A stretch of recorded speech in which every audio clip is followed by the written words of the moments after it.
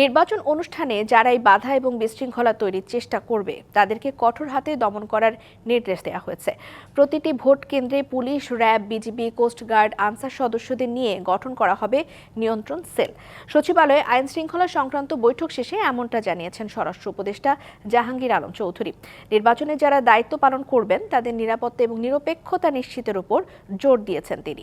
জানা নির্বাচনে মোট ৪২,৭৬১টি ভোট কেন্দ্রের মধ্যে ৮,৭৮০টি অতি ঝুঁকিপূর্ণ এবং ১৬,৫৪৮টি ঝুঁকিপূর্ণ।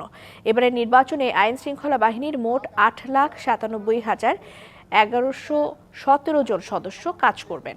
এছাড়া ২৫,০০০ বডি ক্যামেরা এবং পর্যাপ্ত সিসিটিভি ক্যামেরা সহ বিভিন্ন বাহিনী প্রয়োজন অনুযায়ী ড্রোন ব্যবহার করবে।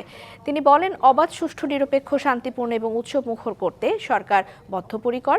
এছাড়া আইন শৃঙ্খলা পরিস্থিতি স্বাভাবিক রাখতে সব বাহিনীকে অবৈধ অস্ত্র উদ্ধারের নির্দেশ দেওয়া হয়েছে।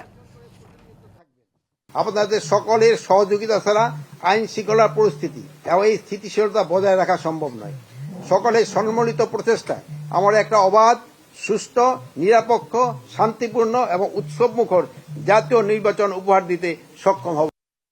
সিলভার টিপ কন্ট্যাক্টে তৈরি নিরাপদ ও নান্দনিক ক্লিক সুইচ। নির্ভরতা জীবন জুড়ে।